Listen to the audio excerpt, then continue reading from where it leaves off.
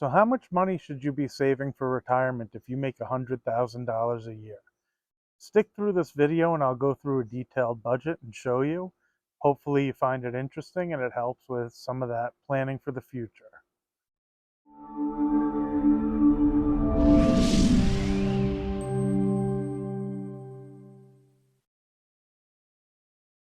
Hello, my name is Adam Kahn and I'm the Rational Investor. I hope you're all enjoying your day. Today is Monday, October, I think it's the 8th, but I haven't looked at, I think it's the 9th. It's Columbus Day. Um, Do me a favor before I forget, give a thumbs up, like, subscribe. I'm going to put a link in the description for a couple of SoFi accounts if you want to open up an investment account or also one for checking and savings. If you use the link in the description and deposit $10, you should get an additional $25 from SoFi. It also gives a little gift to my son who's 12 years old, so I think that gets him pretty excited, and I appreciate the you guys using that. Um, so, as mentioned in the opening, I'm going to talk a little about how much you should be saving if you're making $100,000 a year.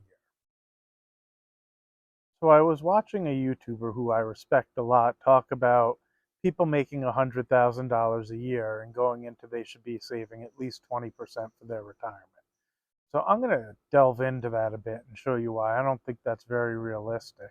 In fact, I think they're lucky to just get by in today's environment. And I'm going to go into a budget in detail. So hopefully those of you who make close to that or around that don't feel so badly when you're looking at it going, how come I'm not saving anything? Or why is it not growing the way I would hope? So if you make $100,000 a year and you live here in Nevada, after taxes, you owe a little over $22,000 a year, almost $23,000 a year, just in income taxes, unemployment, as well as Social Security and what you put into that. So you're already down to $77,000 for net take home for the year. I know that sounds like a good amount of money, but let's talk about a few of them. First things first, you need health insurance. And I'm going to assume this is a regular family of three, a husband, a spouse, and one kid, any age from the age of like 3 up until high school. So the average health insurance for a family of three runs about $1,100 or $1,200 a month. You can search that up on Google as well, but we'll call it 1,000 just for argument's sake, which knocks you down from 77 down to 65,000. Next biggest expense we have is rent. Well, here in Las Vegas, $1,800 a month right now gets you about a one bedroom, maybe a two-bedroom condo in a lot of the town. So I think family of three, I think it's pretty reasonable. And really, to be honest, they're living pretty conservatively to move into a small condo for three people.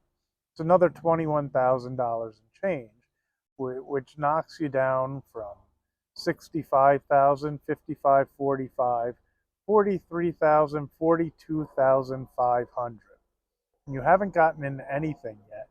That's just after health insurance, taxes, and your rent. So let's say you own a car and it's completely paid off, so you have no car payment, but you are going to have auto insurance. Well, I just had to reprice mine, and the original quote was $700. I actually got for two cars. We're going to assume just one car in this scenario, and we're going to assume like a Honda Civic or something like that. Now, I got rid of collision and I raised the deductible and did all sorts of things to try to get it down to around 600 for those cars. So I'm going to go with 200 a month for my $100,000 a year annual income fictitious person. Go from 41,000 down to 39,500, actually 38,500. So now let's talk about gas, electric, water, things like that, maybe another $200 a month. I'm going to be conservative on all of that because you live in an apartment, and that brings us down to about $37,000 left. We still have, let's say you have internet, but you don't get cable. And that's going to run another hundred and change a month just for the internet. So now you're a little below 36,000.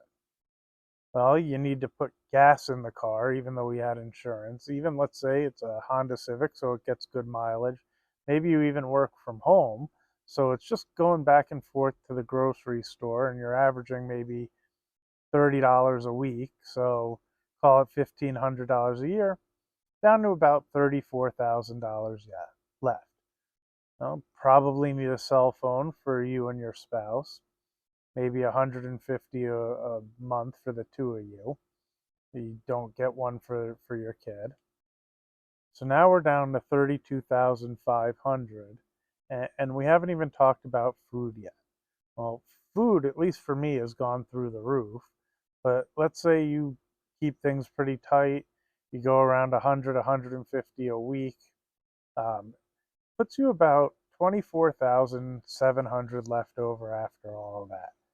But you haven't gone out, you haven't bought your kid any clothes, school bucks, school supplies, no makeup, no toiletries, no light bulbs or things that might break, nothing for the kitchen like spatulas or things of that nature, no paper towels, no birthdays, no holidays, no nothing. So I'm not really sure how realistic it is that you should be saving $20,000 a year if you're making 100,000 a year. To be perfectly honest, I think you're fortunate if you're saving anything and not just covering the bills. And that's a pretty good income to be perfectly fair.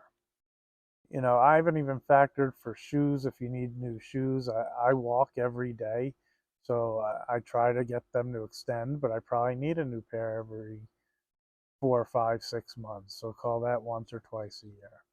Uh, I think the video I was watching was a little bit harsh and might have made some people feel pretty badly who make a good living but don't save as much as they'd hope.